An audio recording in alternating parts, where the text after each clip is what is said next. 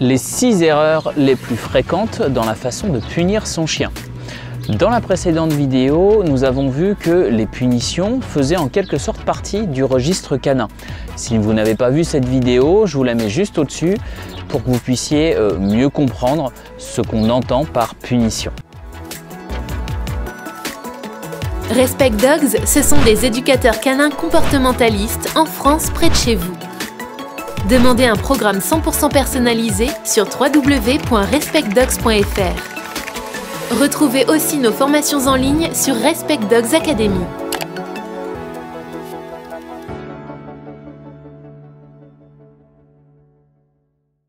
J'exerce le métier d'éducateur canin depuis 2003 et je me suis aperçu que les gens avaient l'habitude de punir leurs chiens, parfois de façon complètement incohérente. J'ai donc voulu compiler un petit peu les 6 erreurs les plus fréquentes dans la façon de punir un chien. Regardez bien toutes celles-ci pour être sûr que vous ne les faites pas. Et je vous invite à rester attentif jusqu'à la dernière, car c'est même parfois des conseils que certains professionnels de l'éducation canine peuvent vous conseiller pour recadrer un mauvais comportement de leur chien. Et j'aimerais pouvoir vous le partager, car si vous faites cette dernière erreur, vous risquez de ne pas obtenir le résultat que vous souhaitez. On commence tout de suite avec la première erreur qui est de punir à contretemps.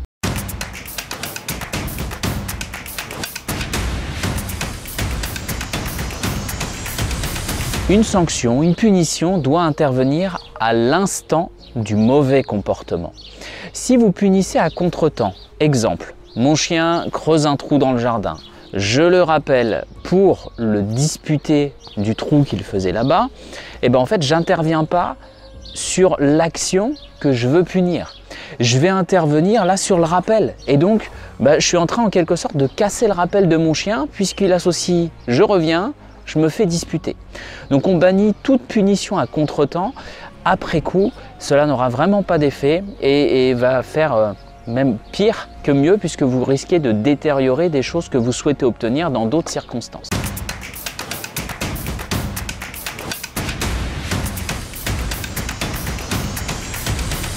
Deuxième erreur très fréquente, c'est d'utiliser la place de votre chien comme une punition. Alors ça, c'est un petit peu un remake de va dans ta chambre avec les enfants.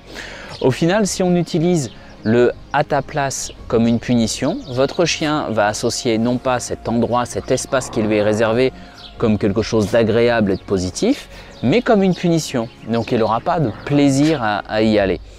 Alors c'est compréhensible cette erreur puisque parfois on demande au chien d'aller à sa place pour le canaliser s'il y a un petit peu trop d'excitation. L'idée c'est pas d'utiliser le à ta place comme une punition une fois qu'on a vu un mauvais comportement, mais plutôt d'anticiper certaines situations où le chien peut être trop excité, lui demander d'y aller avant, de récompenser le fait d'y aller, mais surtout pas de le gronder pour qu'il aille à sa place.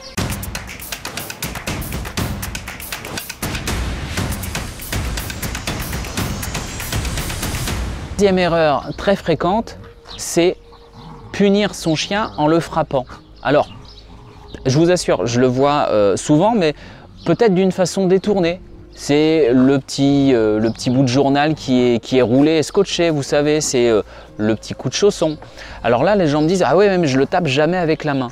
Sauf que votre chien, il n'est pas bête, hein, il voit bien que c'est quelque chose que vous prenez, avec lequel, même si vous ne le fracassez pas, on s'en doute, hein, vous faites une petite tape comme ça. Alors, pourquoi c'est une erreur? Parce qu'en fait, vous faites respecter par la crainte d'être frappé, la crainte de quelque chose qui va venir taper alors que je l'ai dans la main. Et là, on voit un chien qui commence à avoir peur un petit peu des gestes, à avoir peur de la main qui s'approche. La main doit plutôt valider, caresser, récompenser que d'être une menace physique. Le souci avec cette méthode en plus, c'est que si vous tombez sur un individu avec un fort caractère, ça ne fonctionnera pas, vous allez déclencher parfois des grognements et puis parfois quand c'est ça, c'est l'escalade.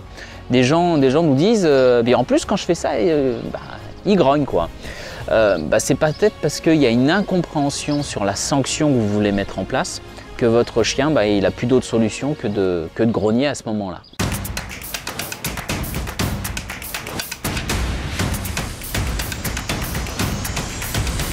Quatrième erreur très fréquente, c'est de continuer à gronder alors que le chien manifeste des comportements d'apaisement ou de soumission. Si vous grondez votre chien, vous faites une grosse voix, vous grandissez, vous lui dites « ouais, qu'est-ce que c'est que ça? Qu'est-ce que tu as fait là ?»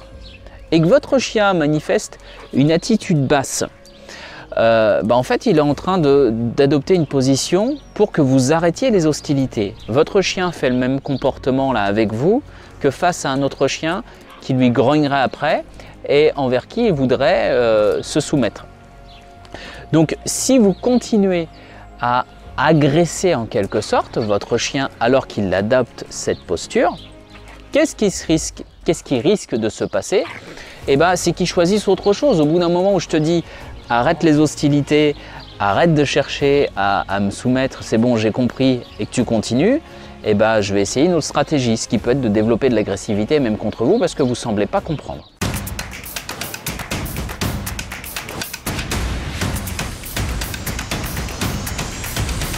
La cinquième erreur, ça va être de punir des comportements qui sont parfois autorisés. Exemple super fréquent. Mon chien saute sur les gens. Ouh là, la caméra va tomber. Les filles.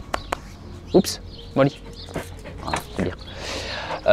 Ça va être de punir des comportements qui sont parfois autorisés. C'est-à-dire que mon chien saute, je suis habillé pour sortir, et là, je le repousse, je le gronde, je le dispute parce que mince, tu m'as sali, j'étais habillé en blanc, j'ai pas envie que tu me salisses, quoi.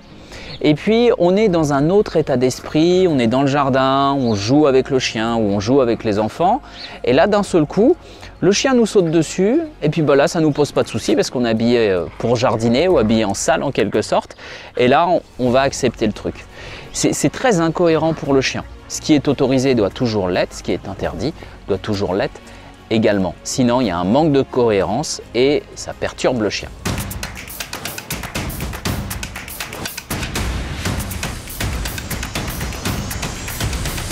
Notre sixième et dernière erreur, celle que j'ai même vu parfois conseiller sur certaines vidéos d'éducateurs canins, c'est de mettre en place une forme de punition longue. Un exemple que j'ai entendu.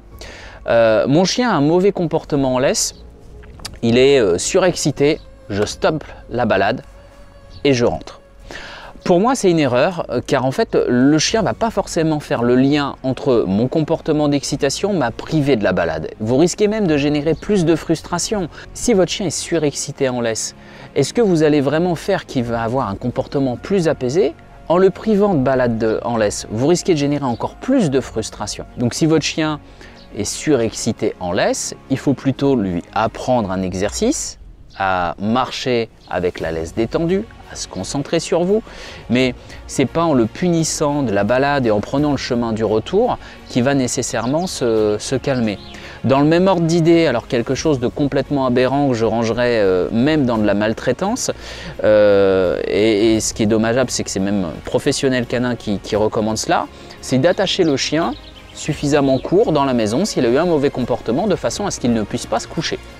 Oui, je vous assure, on a déjà entendu ça. Et le problème, c'est qu'en fait, le chien ne va pas faire le lien du tout avec le comportement qu'il a fait là, et je suis puni pendant une demi-heure attaché là sans pouvoir me coucher. On va juste créer quelque chose de très inconfortable et détruire la relation qu'on a avec son chien. Si vous devez reprendre quelque chose, agissez à l'instant sur ce qui est interdit, mais surtout, mettez en place un apprentissage. Et cela va nous emmener sur notre prochaine vidéo, qui est justement du coup, comment je vous conseille de punir votre chien ou de recadrer votre chien. Qu'est-ce qu'on peut mettre en place du coup pour empêcher qu'il ait de mauvais comportements. J'espère que cette vidéo vous a plu, que vous avez appris des choses. N'hésitez pas, si c'est le cas, à mettre un like. Cela va inciter YouTube à la montrer à davantage de personnes et pouvoir faire connaître un peu plus notre contenu. Je vous dis à bientôt pour la prochaine vidéo.